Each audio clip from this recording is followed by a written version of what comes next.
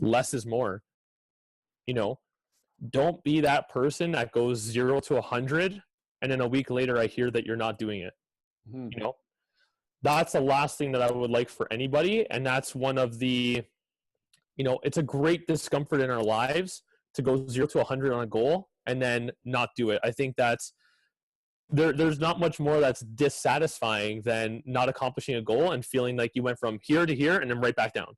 You know, peaks and valleys are necessary in life. That's how we move forward faster. But we have to do it sustainably and with patience. And we have to do one thing at a time. You know, if you've never worked on your nutrition before, you're not going to go from eating nothing a day and not focusing on it and not being mindful about it to now going over macros and being in specific deficits and eating the right food. You can't. Maybe you can, you know, but for a bulk of the population, especially in the modern lifestyle with us being rife with distractions, social media, our phones, computers, there's stimulus all around us and there's impatience all around us. Impatience and negativity surround us, you know. And with that being said, we have to learn how to get out of that, be positive, focus on what we can do and what we are in control of, and not what we're not in control of. Hey friends, welcome to the HealthSimple Show. I'm your host, Kyle Reedhead, and I interview health and wellness experts from around the world to help you live healthy, happy, and stress-free. Now don't forget to subscribe to our channel, and if you have any questions about anything we talk about throughout this episode, just comment below and I'll get back to you as soon as possible. Enjoy the show.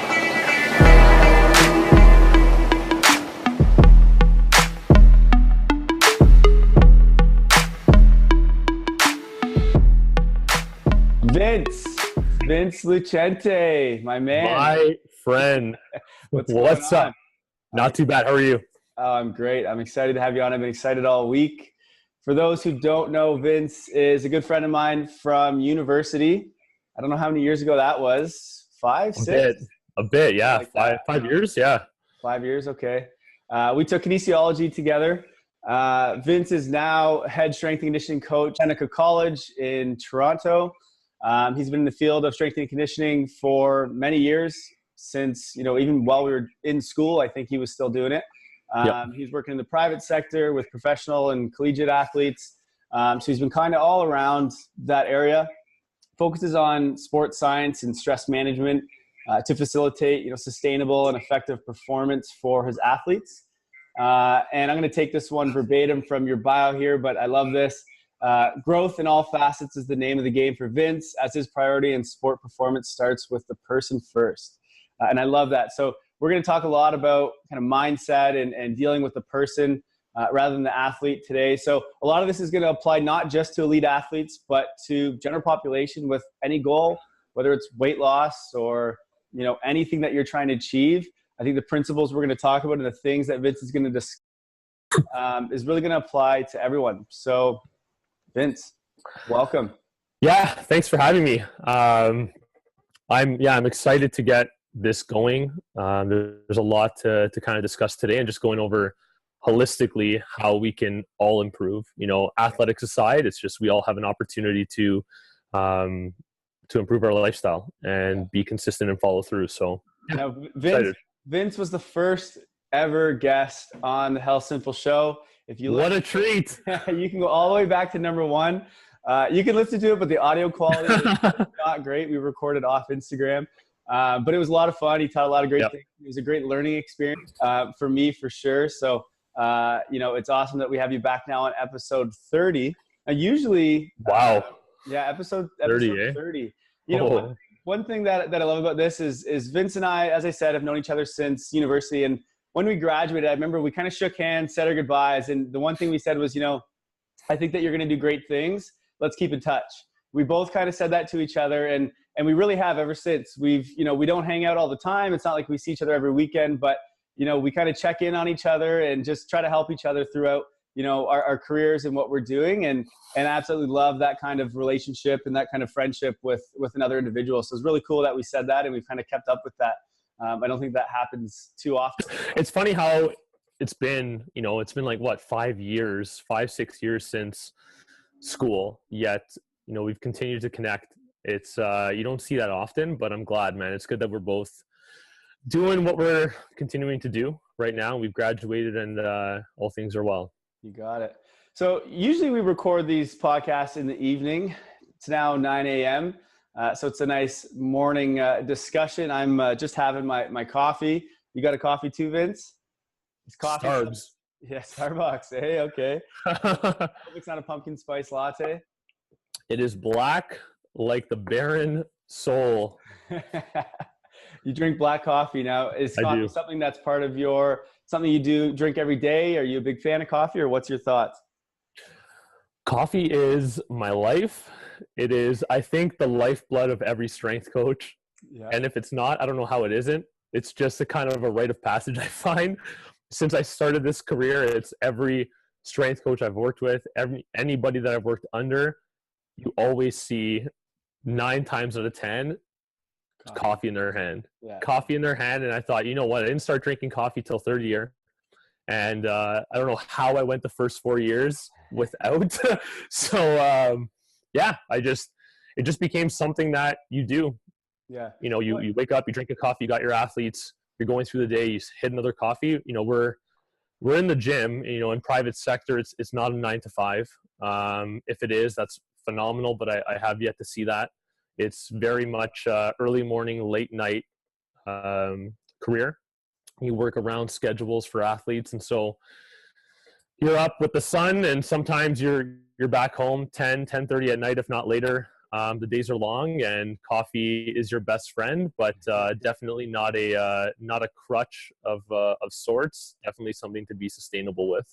Yeah, well, I mean, coffee also has a ton of other health benefits too. It's not just a stimulant, which I think most people drink it for.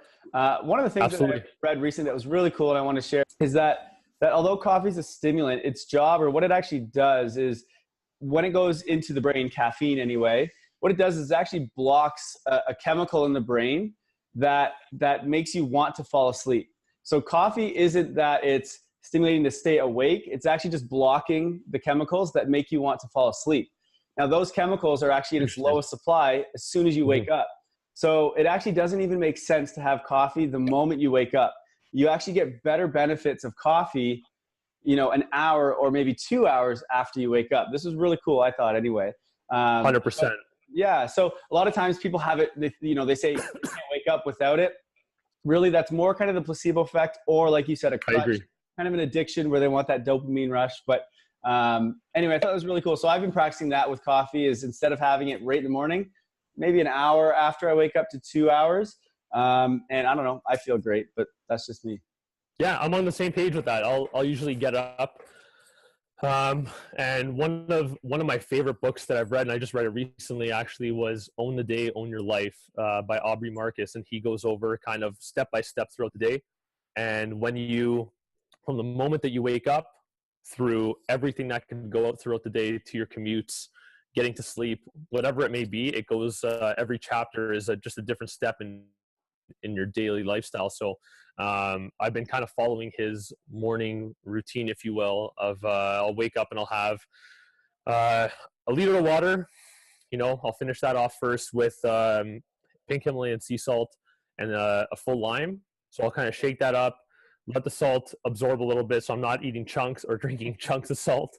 I'll give it a couple minutes or so, and then I'll finish that. And usually it takes about an hour or two to get that down. And once I'm done there, it's, you're already prioritizing your hydration first, so I'll take care of my hydration, make sure that I at least get 1 liter of water in my day, because we know that hydration is already tough enough as it is to maintain and keep on top of throughout the day. We get very busy, and it's really hard to be consistent with our hydration, at least as it was in the summer because it was super hot. But yeah, taking care of yourself there, and then having that coffee within 2 hours of waking up, it's by no means, like you said, a rush, or by no means a hit, if you will. I'm having a coffee right now. It helps to keep you feeling good. You know what I mean? From the flavor all the way until, just the satisfaction of having, something warm to drink in the morning is all it takes. Yeah, for sure. Now, do you have a full morning routine you do outside of just drinking the water? Is there something that you do every single day consistently, or how does that work for you?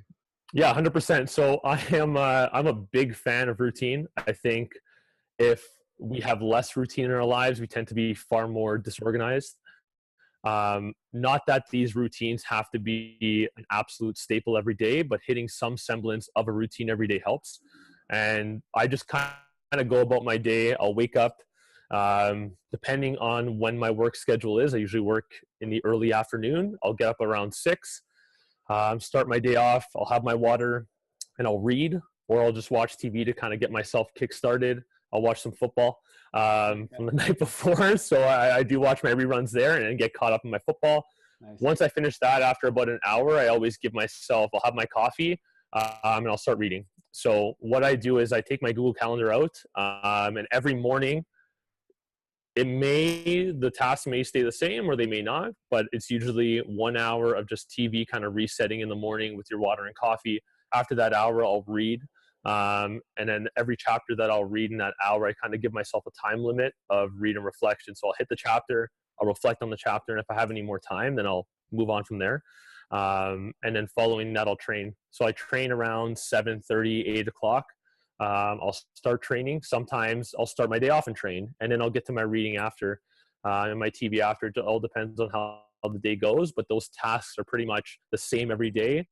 How they're set up: training before, training after, reading before, reading after. It's all up to the day and how I feel. But having a routine every day and tasks to do is super important. And then once I'm finished training, I'm kind of getting ready to cook my meals for the day, depending on what time I'm starting work, and I'll get myself prepared in that facet. And because I don't like to eat food that's refrigerated for too long, I just like to cook my meals right away and have them as warm as possible when I got to eat them. So yeah, that's pretty much it. Then I'm off to work, and I'll work through to the later end of the night. That's it. You know what? I mean, there's so many different types of morning routines. You can Google it or read books, and there's a million different things you can do to get started. And I think the most important thing is just take time for yourself, right? It doesn't matter 100%. what it is, but don't get up and rush to work because it's going to put you in a stress state. And that's just going to affect your mood. It's going to affect your decision-making. It's going to affect everything that goes on in your life. It's going to just start you off in a bad place. So if you can wake up and whatever it is that you like to do that first. You're right. Spend that time with yourself, and that's going to just alleviate stress and allow you to kind of focus and function as you should function, not as a stressed you should function throughout the day. And actually, I used to have a really good morning routine, and then throughout the summer, probably I kind of got off of it. And for a little while now, I was like, hey, I got to fix this. This is not good. I'm not having as great a days as I want to.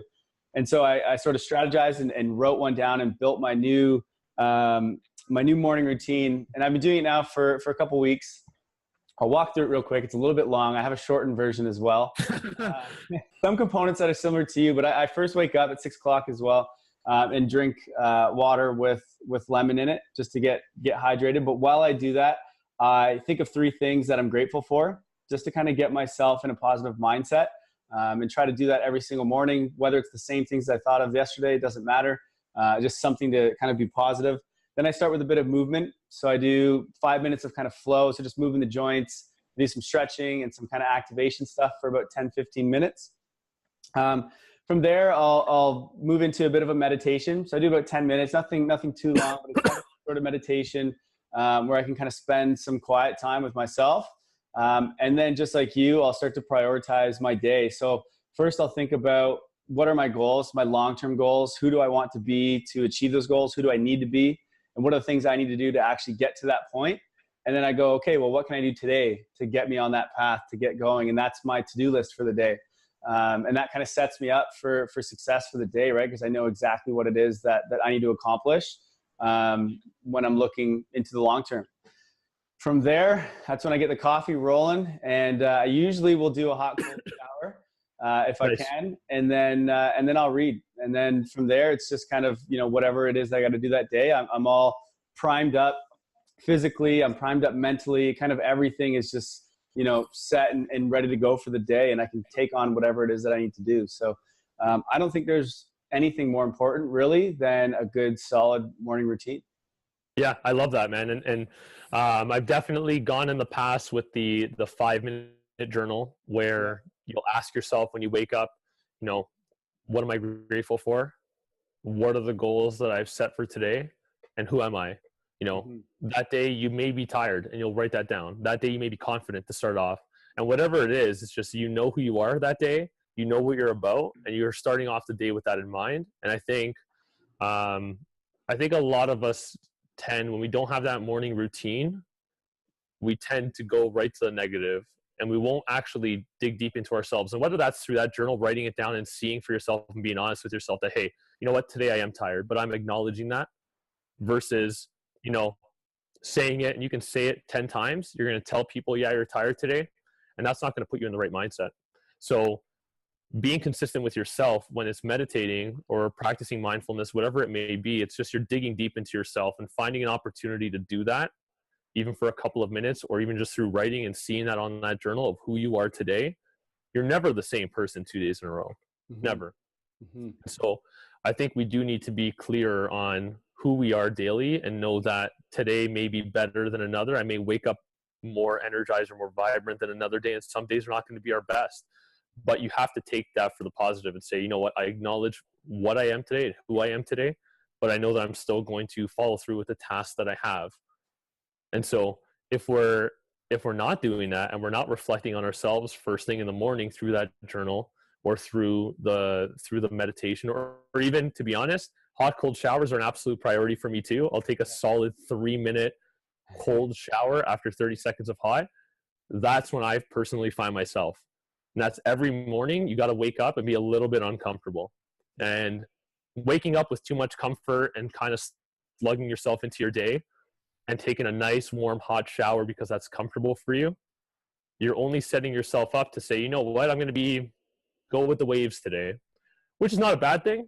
But wake up with a little discomfort. Wow, that's super cold. That's waking me up. I know I got to get ready to go. I know now I am prepared, and I'm going to have a great day today. And it's just, you're giving yourself so many opportunities to reinforce your well-being that when you start your day at work, you're good. You know what I mean? It's like you've taken that cold shower. That was a task that you had for yourself. You've written in your journal. That was a task that you had for yourself. You've had your water in the morning first thing to hydrate before you have your coffee. Another task. You've made your bed. You've done so many simple things that literally take minutes. You've moved. You know, you've lubricated your joints. Perfect. These things, it's 5 tasks that you've done to start your day before 9 a.m. for most of you that do have your workday at 9, that you already feel accomplished. Whether it's one thing or whether it's 5, it doesn't matter. You have to feel some semblance of accomplishment when you start the day, or else that drive into work is not going to be a great drive. And even in that drive, you know, how do you do? You know what I mean? Like, do you listen to music? Do you jam out? Do you listen to podcasts? How do you go on that drive? Are you dreading work and going into it? Like, we all want to dread work, but don't. You know what I mean? Yeah. Set yourself up from 6 a.m. to 9 or whatever it may be. Just don't rush out of bed and get ready for work. Be prepared. And you hit the nail on the head there, where you said before, rushing in, you're probably going to have a bad day. It's true, because when you're not prepared, nobody feels good about that. Yeah. And if I give myself 5 small tasks that take a couple of minutes each, hydration, my coffee, making my bed, taking a cold shower, whatever it may be, I'm already setting myself better, and my commute to work is going to be that much more effective, and I'm going to be that much clearer. I know who I am today. I know what I'm about today. I know when I'm tired. I know when I'm not. But it doesn't matter. You still have to go about and acknowledge who you are and get your day started. I love that. And I mean, if anything, at least you accomplished something that day. If you get into work and it's the worst day ever, and, you know, things just crash, everything falls, and, you know, you don't get the sale that you wanted, you know, at least from 6 to 7 or 7 to 8, whenever it is that you got up and you did that morning routine, at least you accomplished that. So you've already won the day, and the day's just getting started. And I know we're going to talk about winning the day, because that's your favorite thing. And that's the one thing I love seeing on your Instagram. But, you know, just that sense of accomplishment in the morning is going to give you momentum to just excel at everything else you're going to do that day. And that's the biggest thing for me about a morning routine. And again, it doesn't have to be, I mean, mine takes an hour and 20 minutes, probably, if you count the reading. It doesn't need to be that. You can literally do it, as Vince said, in 5 minutes, right? You can just get up, tell yourself 3 things you're grateful for, maybe do a little bit of movement for a couple minutes, and have a cold shower, and that's enough. You've got the mental aspect, the physical aspect. You know, really it's whatever time that you have, but do something. That's the most important thing, I think. Yeah, I couldn't agree more. We're going to talk about this a little bit later, but it's that 1%, right? It's the value of marginal gains. You're either getting better or you're worse today. There's no stagnancy. Are you 1% better today or are you 1% worse? And that sounds cliche to a lot of people that, hey, you know, 1% better, it's just a quote. It's just no, it's not. It's actually a mantra that you hold for yourself. And that I know that my day may not be the best. Yeah. My day, I may not have a great day at work, but at least I have some sense of accomplishment today. And it happens to all of us. None of us are perfect. Nobody comes out here and has a perfect day, but it's up to perception. You know, a great story I was reading, I'm reading Ben Bergeron's book, Chasing Excellence, and it chronicles his the 2016 CrossFit Games, and he coaches Katrin David's daughter and Matt Fraser, and they're both multi CrossFit Games champions, right? They both Matt Fraser's coming out of their second, and he's won 3 in a row, and Katrin David's daughter's won 2 straight CrossFit Games. And what he says, he was going over just one day. It was day 2 of the CrossFit Games in 2016, and the day 1, they had to take a flight at 3:30 a.m. to San Jose. They had to do 3 events. It was hard as heck. Nobody knew what to expect. Nobody knew what was lying ahead of them. They ended up on the way back.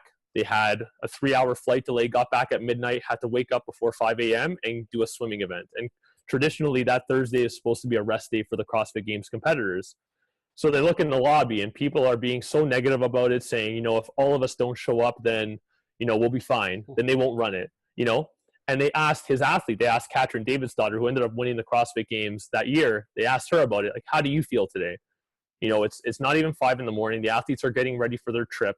They're getting ready to go swim. And she's like, I feel great. I slept really well. I slept on the floor at the airport. I slept on the airplane. I slept for 5 hours when I got back. You know, looking at, you just hit yourself, you know, you absolutely attacked your body 3 events the day before on 2 flights, taking a flight there, a flight back, delays, all of this. We all live the same 24 hours, and we all have 24 hours in a day, but that same event happened to 2 people. It happened to the 40 competitors there, yet you look at the perception of these 2 competitors specifically, and what the elite have is positive perception. You know, they have perspective as well. And that's it. It's that we're going to have challenges in our life. We're going to have challenges in our day. But man, you have to just be honest with yourself and know that this does happen.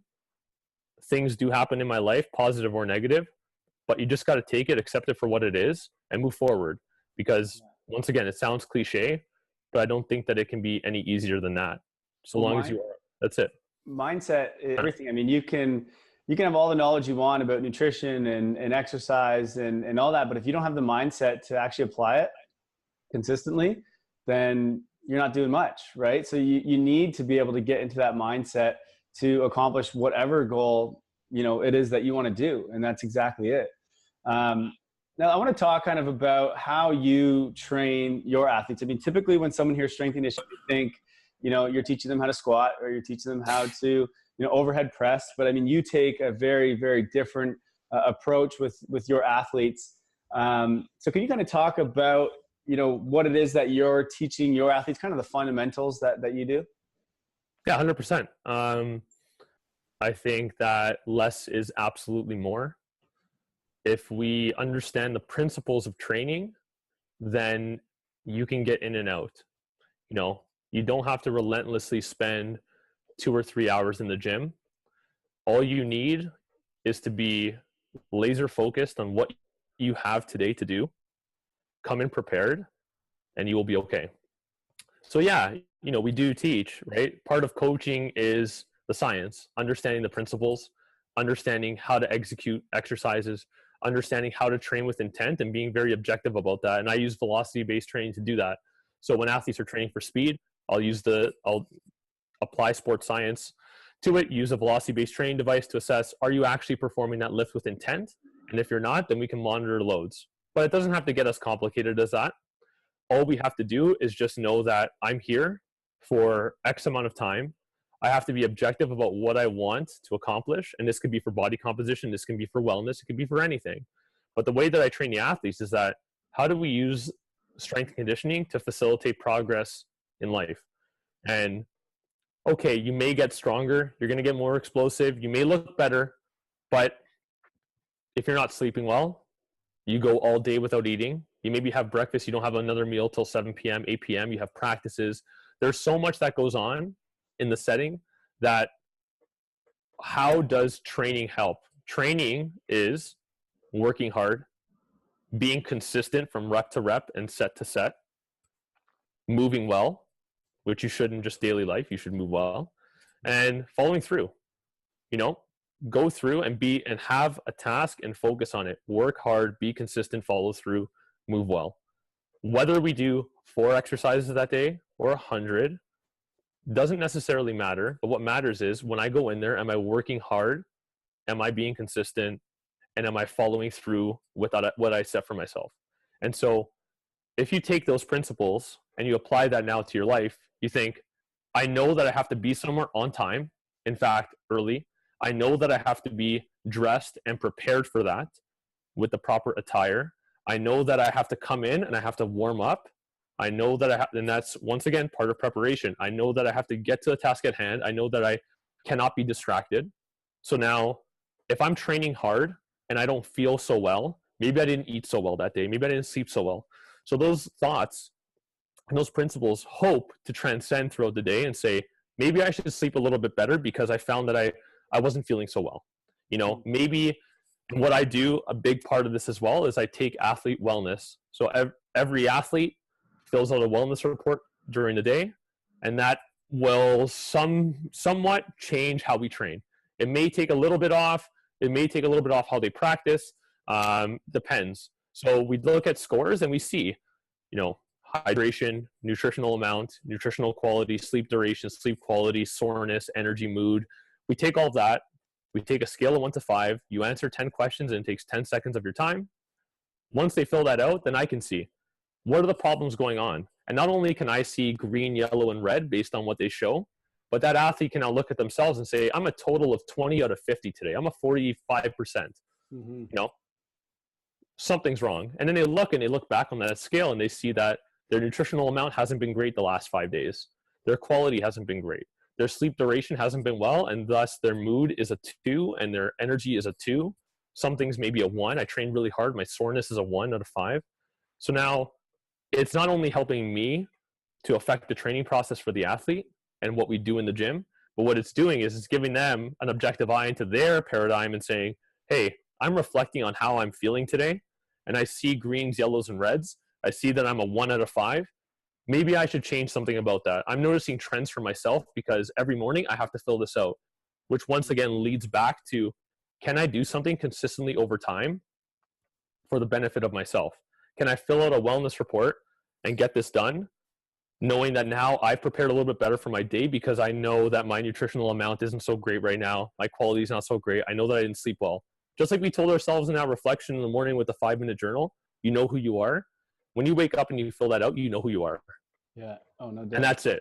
So it's that once again for the athletes that don't necessarily have a morning routine, or anybody that doesn't have a morning routine, filling out that report and clicking save to send that in is confirming who you are today and how you should go about your day based on how you feel.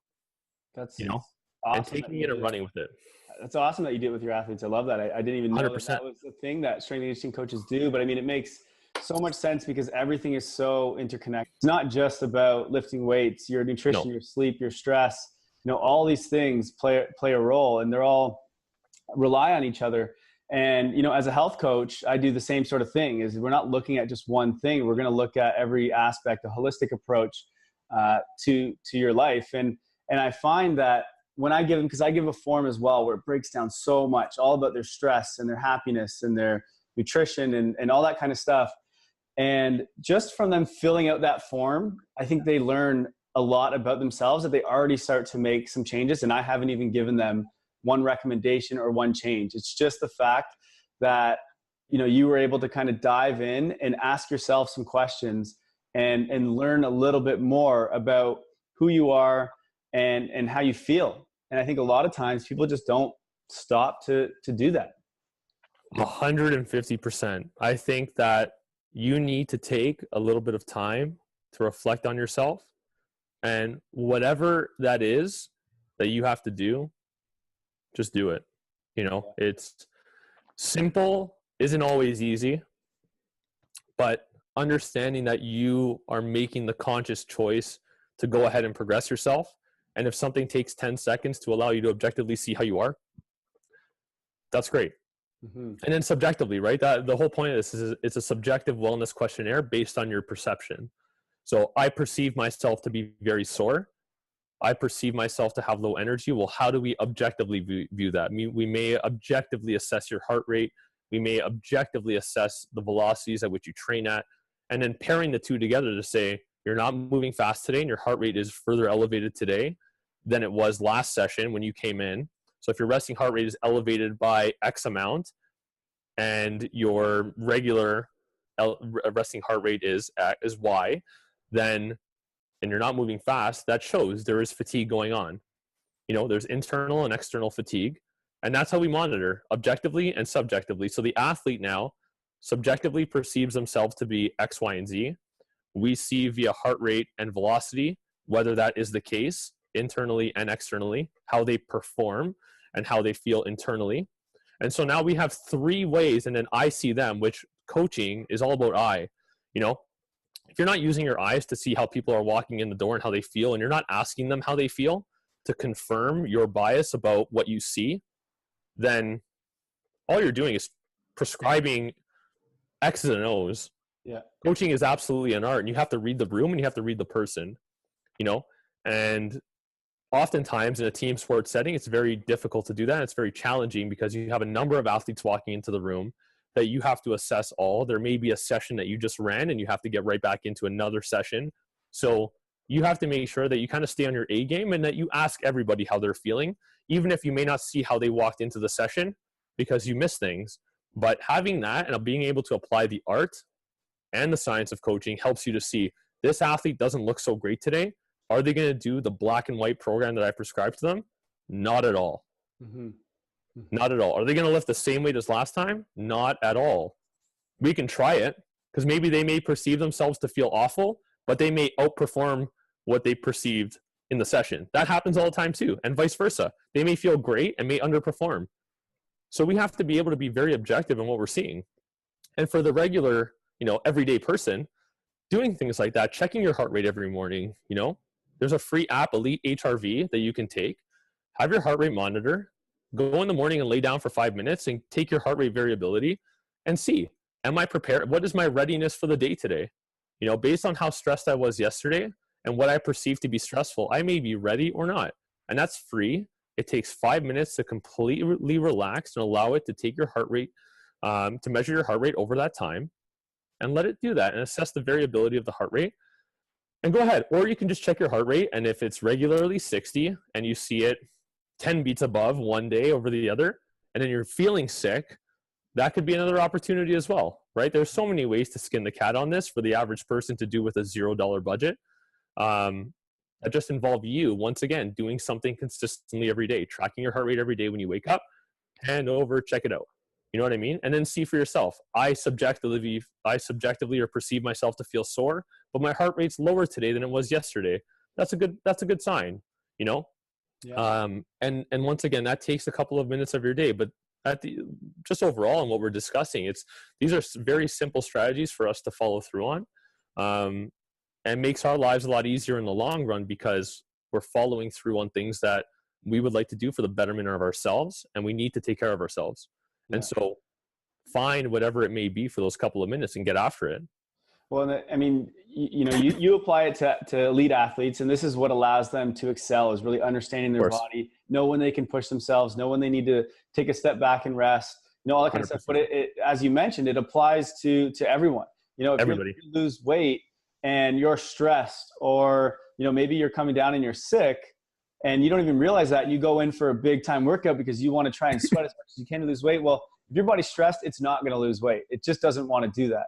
It's not going to burn fat. You need to be in a good, relaxed, and happy state in order to actually burn fat, in order to digest your food properly. So taking that time to even understand what's going on with your body, with your mind, is really what's going to not just make you excel as an athlete, but make you excel as a human, make you excel in weight loss, in anything that you're trying to do.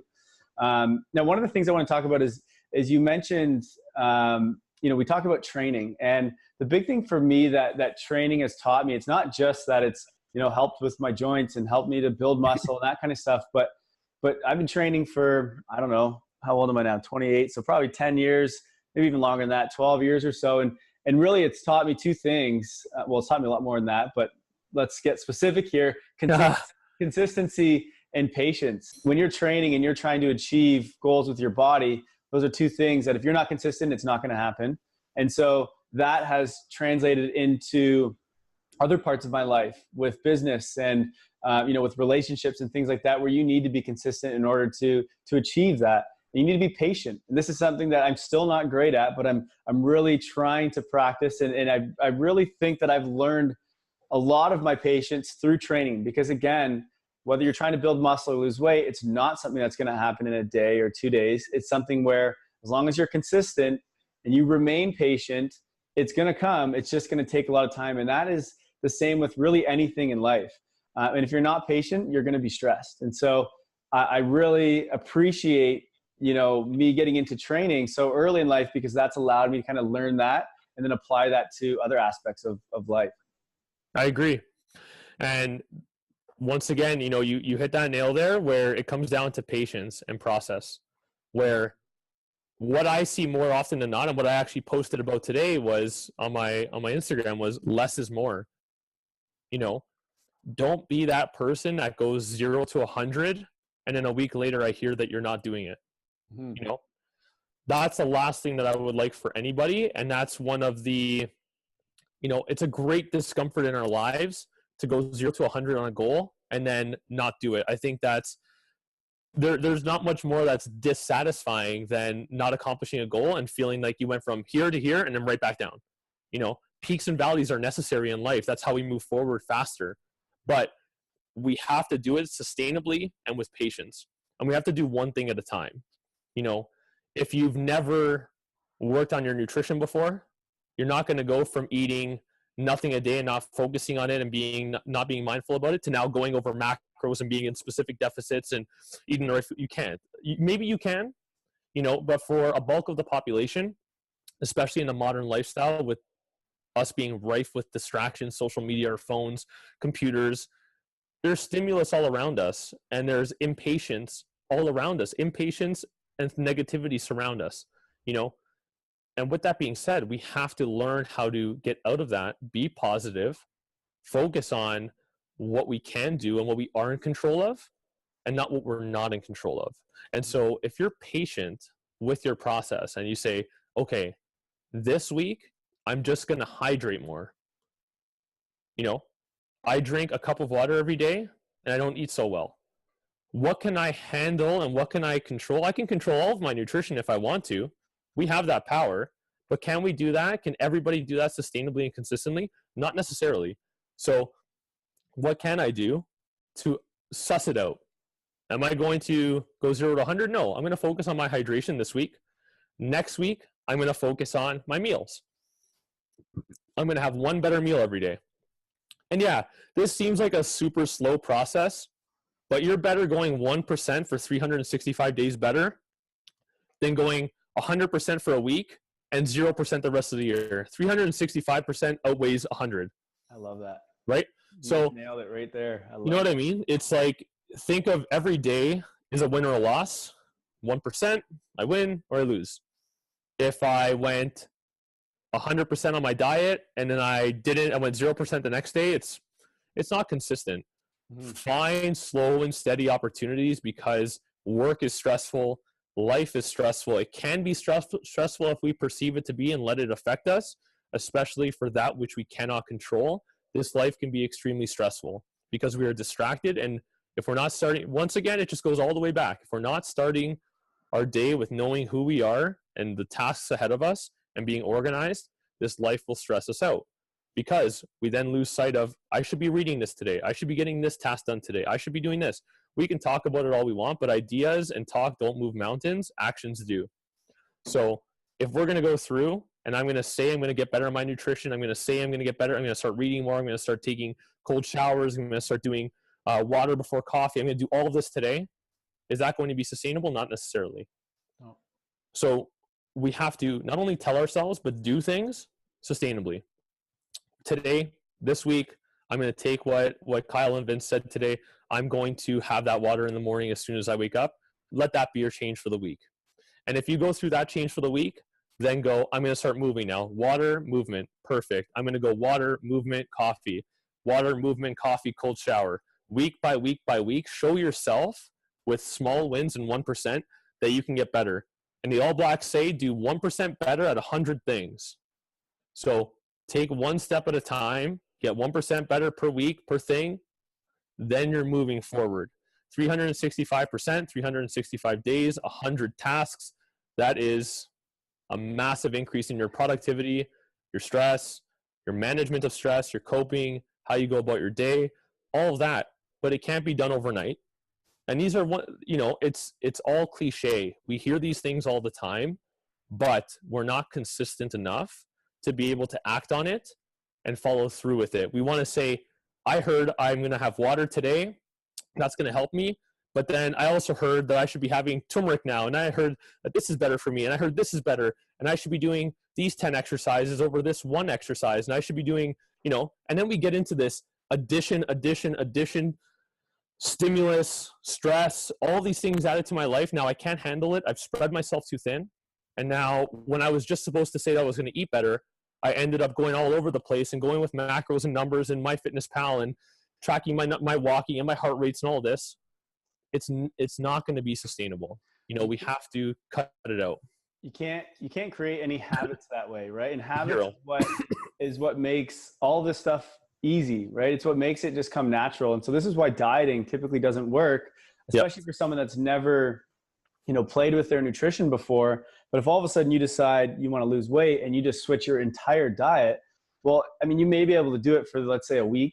And then all of a sudden, something stressful in your life is going to happen.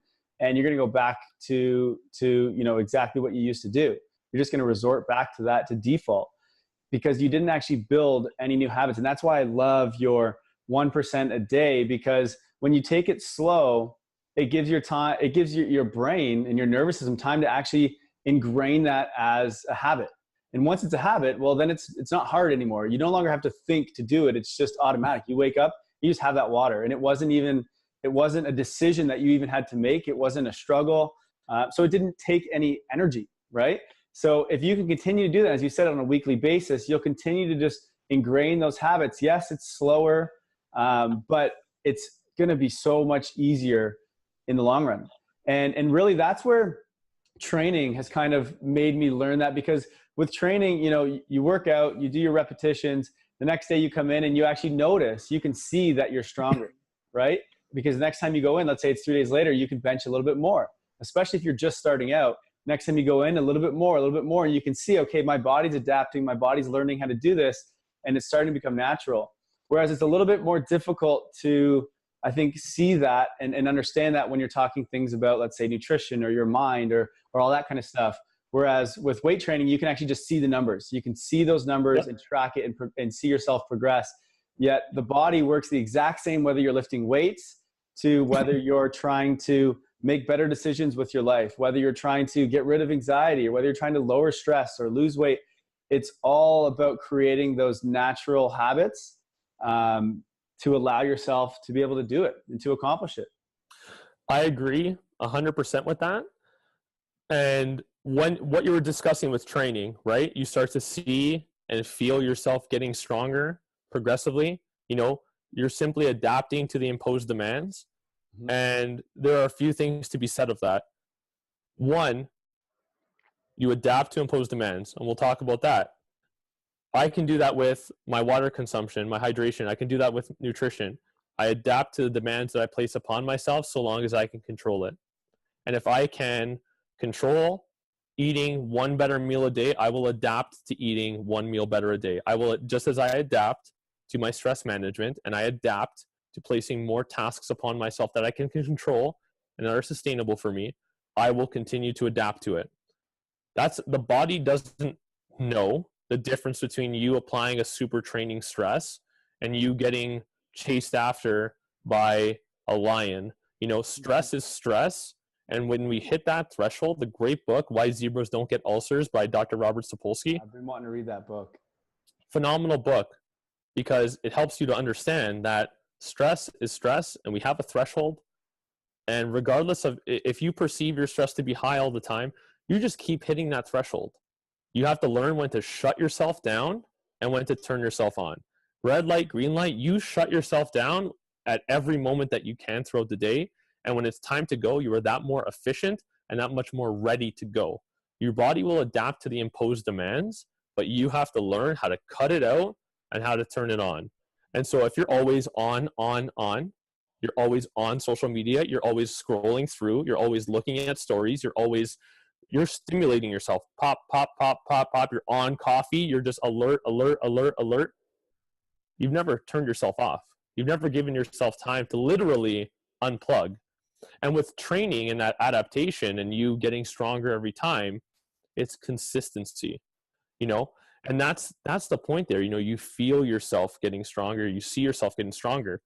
The one thing, the one absolute that strength conditioning, in my belief, non-arguably, the one thing that it can build in the weight room is confidence. You might get a little stronger. You might get more explosive. Yeah, you'll see physical qualities, but there are non-responders in training.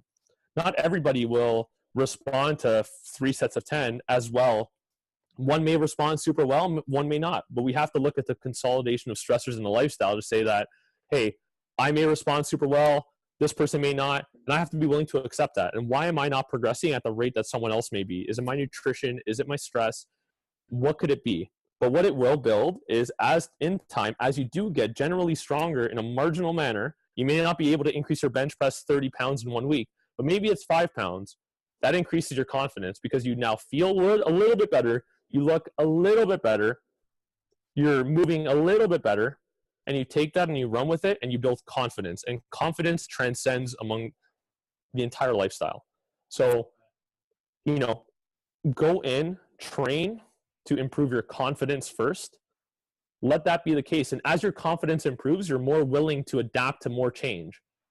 But where else can we improve our confidence? In the workplace, we're working all day. We're driving, we're sitting down, we don't have time to really think about our confidence. We're not going to read more to improve our confidence in the way that we speak to others. We're not going to learn from others more or be more adaptable to want to learn from others and what they have to say because we just don't have time to. Not all of us, but generally, some don't have time to be willing to look out and hear what they may need to work on and to grow and to develop and to read. So how else are we going to improve our confidence throughout the day? Go to the gym, spend even 10 minutes at the gym, 20 minutes, whatever time that you have. You can work out at home. You know, calisthenics by all means. But find an opportunity, and I think that the weight room or just training in general, physical well-being, walking, whatever it may be, is a great opportunity to build your confidence first, which will help you to improve those tasks, which will help you to follow through on those tasks, which will help with your mornings. And as you know, we're just going through a kind of a circle here. It all absolutely comes full circle because it's momentum, and it's just a massive snowball. You are far better off doing those little things consistently well and understanding the peaks and valleys than you trying to go up or trying to go straight through. Not going to happen. Mm-hmm. So use training, use physical well-being and improving that to improve your confidence. And that will help with doing everything that we're discussing right now and being confident and competent at it. And skill acquisition, you know, you said that, you know, it comes down to when you wake up, you just go for that water. And we have to look at every decision that we make or every task that we assign ourselves as a skill. And that takes mental opportunity, mental space to be able to perform. And so we're all going to start off at that level 1 stage of learning where we're unconsciously incompetent. We don't know that we're doing wrong. That will move then to conscious incompetence, where I know that I'm not doing this now. I've given myself the tools to have that water in the morning, and I know when I haven't done it, and I know how I feel. Yeah. We move forward to level 3 or stage 3, where now I'm consciously competent. I know now that I am having that water every day, I'm competent at it, I'm drinking my water well, or I'm eating that meal consistently, I'm preparing better. Perfect. Then we get into that stage 4 of learning, unconscious competence, where I don't even have to think about it anymore. I'm having my water every day. It's a part of my day. I'm making my bed. I'm not thinking at all. The same thing goes for any sports skill when it applies to strength and conditioning, any training skill when it comes to a squat or a deadlift. You do things consistently, and everybody starts at square one. There's nobody that goes right into unconscious competence and says, yeah, I don't even have to think about it. I drink water every day. No, you don't. You know, you're not going to learn how to squat perfect day one and just say, yeah, I just get under the bar and I'm a perfect squatter. I understand how to do it. I understand the tension required, all of that. I can load up 500 pounds on my back and not even think about it. I've been trying to squat for 10 years and still correct. But everything's a skill. You know what I mean? It's like nobody's perfect. Everything is a skill, and we have to keep that in mind. And we can't, we just have to kind of be honest with ourselves and be disciplined to know that we're all going through a learning stage process. Yes. Where we all start off at level 1 and we're all trying to go to level 4, where we're unconsciously competent about the tasks that we do. We don't have to put it into Google Calendar anymore. I'm definitely not that's why I use Google Calendar still. I put every single task for every working hour that I have, and I learned that from Jonathan Goodman. Every task that I have, I know exactly what I'm reading at that hour, and maybe I don't follow through with it, because that happens. And in life, sometimes you get carried away with some tasks and they may take you a little bit longer than you'd like, or sometimes you don't spend enough time on a task. You lose focus. That absolutely happens. But I do that because I'm not at a point where I'm unconsciously competent to go through and do the exact task that I need every hour. I still require a reminder to be able to have myself be as efficient and as effective with the systems I have in place and the goals that I've set. But at the end of the day, I have a plan in place. Whether it's done or not, there's still a plan there where I can prioritize and I can say no to things that are not a part of that calendar. So instead of me thinking and saying yes, which this is another issue that we have, is that we say yes too often and we don't know how to say no. And that's because we don't prioritize what we have in front of us. What are the tasks that we're doing? How are we going to feel best ourselves? And if I need to improve my health, my well-being through better nutrition, and I have to find meal prep time, I have to find time to even think about getting better meals in. That decision-making process, those skills going through that learning stage from 1 to 4, that's going for every decision that you make. Now take that and say that, now I can take this extra position at work. I can take this extra task at work. But you haven't thought about, what are you currently doing right now? Or I can go out with these friends right now for lunch. If I'm going to go out for lunch, I'm pushing toward one thing, my social well-being, but what am I pulling away from? And then do I have the ability to then take what I was supposed to do and put it somewhere else? But what if we just say yes to so many things that we end up going our week and not doing anything? Or saying yes to ourselves that we're going to watch that extra episode of Netflix, but what's it taking time away from? And I think that's important for people to know, because especially with this time that we're in right now, and everybody, like, people are binge watching shows like no tomorrow, it's that's fine. That's absolutely okay. But life is push and pull. I'm pushing toward watching more Netflix, and I've said yes to that. I haven't said no to it. So what am I now pulling away from with the task that I want? I've said yes to Netflix for 8 hours today and watched this full season of Ozark. That's cool. You must have learned through wicked show. You must have learned a lot, right? That's a great show. And once it's a skill, you're learning through the show. You're able to retain and remember information from that show, and you're able to talk about it with your friends, and your friends are watching that show. That's all good. That's helping one facet of your life socially to now say, oh, I can now connect with the community. I'm like, Ozark is a great show. That's perfect. And that's absolutely okay. Don't get down on yourself because you did that. Don't get down on yourself because you did that and you didn't give your time, you lost time on other tasks. Recognize that, yes, I'm watching a full season of Ozark today, but I have these tasks to do. So now can I look in my schedule and say, I'm going to do these tasks tomorrow at this time? Be objective about it and say, at 2 o'clock to 8 o'clock, I was supposed to get these tasks done. I watched Ozark. That's okay. Nothing wrong with that. I may have had ice cream. It doesn't matter, because it doesn't. It really doesn't. We all have the ability to pick ourselves back up. But do you have the opportunity now to take that and then say no next time to 7 episodes of Ozark and maybe watch 1? We get caught up until it says continue watching. Let that be your time cap maybe. Maybe it's 3 episodes at a time. But whatever you continue to say yes to, you are invariably taking time out of things that you have already planned for yourself to do. And this is where we go into that full circle again with massive overwhelm in our lifestyles, because we feel like we can't get everything done at once. But everybody has 24 hours in a day. We all have the opportunity to improve ourselves and to be efficient. We just have to be conscious of what we're doing and know that everything is okay that we're doing. We just have to be aware of what we now took away from that. And that's it.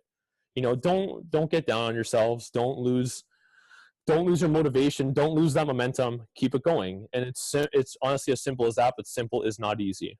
And that's the whole point of life, is that if it were easy, we'd all be doing it. We'd all be super successful. Everybody would be making $1 million.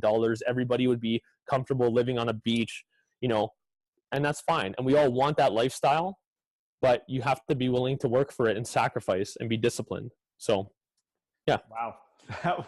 That was some beautiful words that you just spoke, Vince. That was, I could literally sit here and just listen to you for forever, just talking about that. That's some important stuff though. And you know what I wanted to touch on from the beginning is the whole preparation planning thing that you talk about. There's actually a lot of research as to why this is beneficial for you and why this helps to improve the things that you do, because we actually have a limit of decision making. So decision making is actually a process in the brain that uses energy, and it can actually run out. So you can hit a point where you just get exhausted and fatigued from making decisions. So the more that you can prepare and plan the things that you're going to do, instead of waking up that day and going, okay, what do I got to do? Okay, what am I going to wear today? What am I going to eat? What am I going to do this, blah, blah. You're exhausted by the morning, right? So if you can wake up and have a plan, here's the things I'm going to do in the morning. Here's the things I'm going to eat. I wear the same thing every day. You don't have to do that. But some of the most successful people in the world, they all wear the same thing because, you know, they don't want to waste their decision making on things that don't matter. Like the clothes you're going to wear, the style that you're going to have, all that kind of stuff. It's get in that routine, prepare that, plan that, and that'll allow you to have more energy to make bigger decisions that actually matter in life, like businesses, getting yourself to the gym, or, you know, whatever it is in your life that you need to make. You're going to be better at making decisions if you can make the other decisions in your life come natural, or just be part of a preparation or part of a plan. I agree. And this is what I kind of have to say to that. And it's 2 words. Okay. And people may take this the wrong way or may take it negatively, but it's not at all. It's just a recognition. Memento mori. This is by Marcus Aurelius, one of the great Stoics of history. Again, what were the 2 words? Memento mori. Okay. Basically, it means that we are all going to die, right? Like we are, you know, and we have to face that fact. And that's the beauty of life, knowing that our time is limited, and that if I'm going to go about and make decisions, if you were faced with your last day on this earth, what would you do? Would you think about what style I'm going to wear? Would you think about, oh, I'm going to have this and that? No, not necessarily. I'm not saying that you have to live every day like your last, but it's just being honest with you that our time is limited. And you don't have to live this super exuberant lifestyle and say, okay, you know what, now I'm going to go on a vacation. Now I'm going to do this.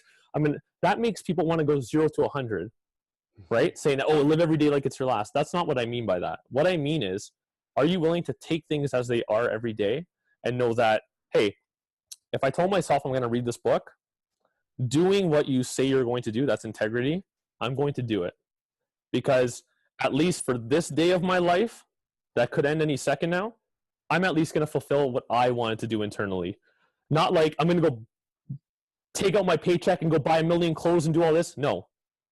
What are you doing today? And what are the decisions that you have today? And make them count. It's just don't overcomplicate it. You know, if this is the day, then today I have these things to do. And the decisions that I make, the way that I speak to people, how I communicate, the emails that I send, whatever it may be, I treat it as such. Whatever people say to me, and whether I perceive it to be, you know, negative or positive, whatever happens, you know, all the stimulus that comes into my life, you take it as it is, and you accept that. You know what you can control, and you know what you can't. But you have to be willing to take that and say, I know that every decision that I make is going to waste mental energy, but if I know that I'm not here forever, I may make a little bit better decisions. You know, that doesn't mean go 0 to 100. It just means for today, I'm going to live with the intention that I had for it. I'm going to do what I set out to do today, not think about what I want to do 10 years from now or anything like that. What am I going to do today? And am I content? And we just have to find the ability or find the feeling of contentment, and we have to be content with our lives as they are. We're not living the lives of our social media, superheroes or whatever it may be, seeing these exuberant lifestyles on there. But that's exactly it. It's really about, what am I doing today? I'm not an Instagram model. I'm not living on a beach. I'm not, working 1 hour a day on my computer and making millions of dollars like you hear about on social media. Let's just keep it simple. Our lives are what we have created them to be at this moment. And the decisions that I make are in line with my values and how I am living my life right now. People have built their lives to be up what they are, and that's what you see on social media, and that's great. We want to celebrate the success of everybody. And so, but we see those lives and we want to compare. And I think comparing is often, if not the, worst thing that we can do. I have decisions to make for myself. And you hit this nail on the head at the beginning of our conversation. We need to take care of ourselves. And if I take care of myself today, I'm going to live a better life today, 1%, instead of going 1,000 degrees higher. And that's it. Memento mori. Understand that this is your day. Today is your day, and go own it. It's a simple thing. Owning the day could just be as simple as making your bed or having that water. You owned it better than yesterday. You took a little bit more control in your day than yesterday, and that's perfect. That's how you continue to live your life with contentment, knowing that I'm not going to be a superstar overnight. I'm not going to be at the highest level, at this age or whatever it may be. I know that I have to work to get to where I want to go, and no one's done it by extreme comfort. Mm-hmm. It would be amazing if you could comfortably go about life and be at the top of your game and make a lot of money and be financially secure and have a mansion and cars. That's great. But I don't know if there's anybody that that's done it comfortably or done it working 1 hour a day. That's cool. I'm all for that, but I don't know if there are. I can't confidently say that nobody has gone through life comfortably and been super successful, because that may not be the case. There probably are that have, but for the bulk majority of us, that's simply not the case. So how can we live our lives right now and be content with the lives that we have and be comfortable within our own skin to say, yeah, like, this is my life. I'm here right now. I'm sitting in this chair. I'm talking to Kyle, and this is it, and I have work to do later, and I have my tasks, and just get after it. Compare yourself to yourself, not to other people. That's the biggest thing, because that's the only thing that matters is, are you better than you were yesterday? And if you're not, 100%. You need to get your ass in gear. And if you are, then you're on the right track, and just keep doing that. And I think people will be so surprised on how much they can accomplish and how good they can feel if they really narrow it down to the day and to focusing on the day, rather than focusing on, the thing that you're anxious or stressed about 3 months from now. Worry about that 3 months from now, or start just today. What can I do so that whatever I'm worried about doesn't actually happen 3 months from now? What can I start working on now to take control of that, right? If you can take control of something, well, you're not going to be anxious or stressed or worried about it, because you can control it. And if you can't control it, well, then don't worry about it, because there's nothing you can do. Yeah, because there's nothing you can do about it. Really, and this is why I love watching your posts on Instagram, because you always remind me to just dial it in on the day. Think about the day and what can I do to win today. And when you can do that, it just simplifies life, man. It's a whole nother level. Think about the breath of fresh air it is to just wake up. Just as I put together yesterday, people require all of this motivation. They think, I need to see a post by Gary Vee. I need to get my life in check. Gary Vee is one of the great influencers out there, and I've read his books. I love him. But even he says himself, don't seek him for motivation. Just wake up. Have some perspective, because you know what? People on this earth are no longer here today because they didn't wake up. But you have the opportunity. You woke up today. Be grateful for that. You don't even have to tell it to yourself. Just unconsciously be grateful for the fact that you woke up today, and some people didn't have that luxury. And, you said 3 months from now getting stressed about that. Well, how can we 100% conclusively say that 3 months from now is going to happen? Why am I worried about something that's 3 months from now when I don't know if that day will actually come? We don't know. Like, we're not guaranteed life on earth, to be infinite. It's not. So why can't you focus on the day and think without regret? That's it. It's not to be motivational by any means. It's just, let's be honest with ourselves and disciplined that, hey, I want to live my life. I want to talk to people. I want to help people every single day. And however I may help someone, it may be a simple conversation. It may be a smile in the hallway. It may be seeing, my athletes always get to me for saying, what a treat. And every time I see them, they're like, what a treat. And if that's the way that I can put a smile on someone's face, I'm so good with that. I'm content with that, and with my girlfriend right now, with my family, if they're happy and I'm spending time with them, I'm a content man, and everything else will take care of itself. But we have to be content within ourselves and spend time, take care of ourselves, take care of our family, take care of our careers. It requires balance, which, is not, our lives are not balanced. They will never be 50-50 career and home life. But how can we make the best with the cards that we're dealt? If I need to spend 80% of my week at work and 20% with my family, how can I allow that 20% with my family, my friends, to be the best? Am I going to be on my phone for that 20% of the time? Am I going to be distracted? Not necessarily. Put your phone away and talk. That will make that 20% be far more fulfilling for you. Even if it's imbalanced in your life, that will be far more concentrated and less diluted, because we can all dilute 20%. Have a glass of orange juice and try to go through 1,000 things at once. Those 1,000 things is just water in the orange juice. It's diluted, and then try having a diluted orange juice. It's gross. Right? So, it's disgusting. Or diluted coffee. You know what I mean? It's just focus on the concentrate and man, just let yourself go. Free yourself from the stress. It's so much easier said than done, but it's something that we need to do. And life is stressful, but as long as you're willing to accept what you can control, and you said that earlier, I love that point, because we have to know the bulk of our negativity throughout the day comes from things that we can't control. I can't control traffic. I can't. You can't control traffic either. Only Elon Musk can. He's the only one. Only Elon Musk can control traffic and space. Yeah. But I can't control when I get into the school. One of the biggest challenges at the school is parking. If you get in there at 12 o'clock, you're not parking, And I know that. That's the thing. I know that if I go into work for 12 o'clock, the parking lot is filled.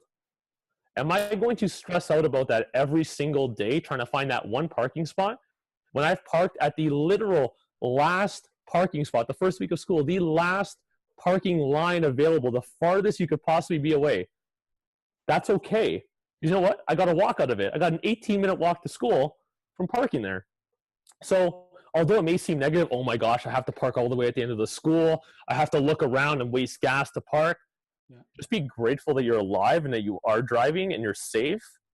Go park there and walk to work and feel good about it and feel better because you actually got some activity in today. And that's it. It's being simple and being content with the things that you can control and not worrying about what you can't. You just got to tell yourself, so what? Things happen and we are all responsible for our success and our failures. But when failures come, that's another opportunity to learn. So maybe I went into work at the wrong time and I'm faced with that parking outcome. That's on me. So I'm going to go into work, but I'm still going to have a day because I learned from that. Or maybe, in the sport performance world, we're not always going to be, the athletes aren't always focused on the game, on the task. Sometimes you lose focus. Sometimes there's a bad call against you. Sometimes someone doesn't know the play that's going on. That's fine. Are you going to go out and waste that mental energy that you discussed and say, okay, I'm out of it now. I'm mentally checked out because that guy didn't remember the play or that girl didn't remember the play. They fumbled. I'm upset, or I fumbled. I'm upset at myself. Anger takes out opportunity. You've now taken yourself out of the game because of the resources, the mental faculty that you've now disrupted to be able to perform your best, simply because you thought negatively and you were stressed out and angry at something that you can control holding the ball, but you can't control that the other player got it and ran in for a touchdown. That happened. Mm-hmm. Get back up, go on the sideline, get yourself back together, get back on and perform. Sometimes you don't get the opportunity to go back on the sideline. You got to think on the fly and get better. But I can't, once again, sport and strength and conditioning is perfect segue into life, because things don't go your way. That's okay. You either win or you learn. You don't lose. You learn. You learn from your loss. You should learn from your loss. You shouldn't go from a loss and say, yeah, I'm done. I'm going to quit. I didn't like what the coach said to me. That happens, you know. But why? Look into why did the coach say that to you? You know, why was there something wrong on the court? That man missed the play, but am I going to take ownership? Maybe in practices, as a leader on this team, I didn't lead that player to understand the plays right when it counted during practice. So now during a game, when all the stress is around us, people are watching, competitors are defending us with their best intent, trying not to let us score, you know, soccer, hockey, whatever it may be, it doesn't matter. It's that you have to take ownership of that. What could I have done to help that person to control their outcome a little bit better? Mm-hmm. And that goes with anybody that you speak to. That goes with anybody that you associate yourself with in life, is that something happened to them. And could I have done something a little bit better? It's reflecting on it, but it's not getting down on yourself on that.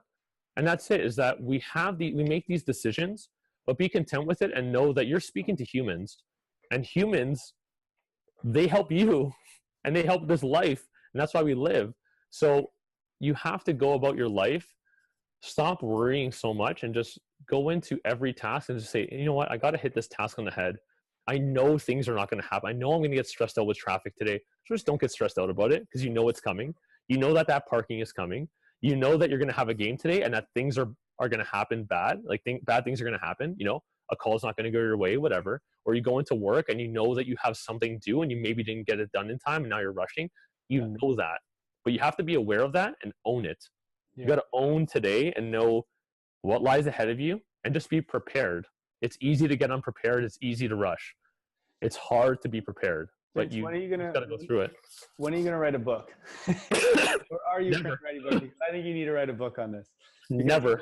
Never. Come on. I think your mindset making this world a better place. And if everyone had this same kind of mindset, I think this world would be a much more positive and much more, you know, happier place to live in. So, you know, I really, really love that you sharing this. I think you need to write a book. We're going to talk about that after this show here. We're going to get that rolling. I don't know what's going to be called yet, but we're going to get you to write a book. But listen, we're way past our typical time here, but I don't even care. I love it. We're going Joe Rogan style. We're going to hit 2 hours. But listen, Vince, I just want to say thank you for coming on. I absolutely love the information that you share and just, you know, what's going on in your mind. I love getting that out for people to listen and learn from you. We've already had you on twice, but I want to keep having you on the show. You're going to be the reoccurring guest that comes on here, I think, because I think everyone can just use this mindset boost often, right? I mean, I think this is just a huge thing for people to just live a better life, to achieve whatever goal they want. Hearing this information is I just think such an important thing. So thank you, first of all, for sharing that. Vince, if people want to continue to learn from you, where do they find you on the interweb? So firstly, thank you for this. You know, it has been a while, and getting back on here and being able to share it is everything. And that means a lot to me that you've had me back on, and I look forward to being on more. And that's exactly what it is. It's just, let's all get better, and let's all understand that life is not perfect. And that, you know, what I'm saying today does not mean that my life is perfect by any means. It just means that I know when I've made mistakes, and I know that when I've improved, and I'm just trying to get better like everybody else. I'm just trying to improve myself like everyone else. And that's the beauty of this life, you know, it's that our time is limited, but what can we do with the cards that we're dealt, and how can we just progress? And if it's 1%, it's 1%. So thank you for allowing me to share that today. And I hope that this helps for anybody, for any of the viewers or audience listening to this, because it's just simple things done very savagely well, and just being consistent and following through. So you can find me at Coach Vince SC on Instagram. And I'll put that in the show notes for everyone as well. Go check his stuff out. It's it's motivating. It's everything you need in the morning. Like a cup of coffee, eh? Yeah. And I'll keep you guys posted when Vince finalizes his new book. Never. What a treat that would be, eh? Yeah, I would love it. All right, Vince. So listen, Yep. thank you again. We'll keep in touch, I'm sure, and we'll get you on here again soon. But I think everyone listening appreciates you and appreciates the information that you shared. So you have a wonderful, wonderful day, and make sure you win today.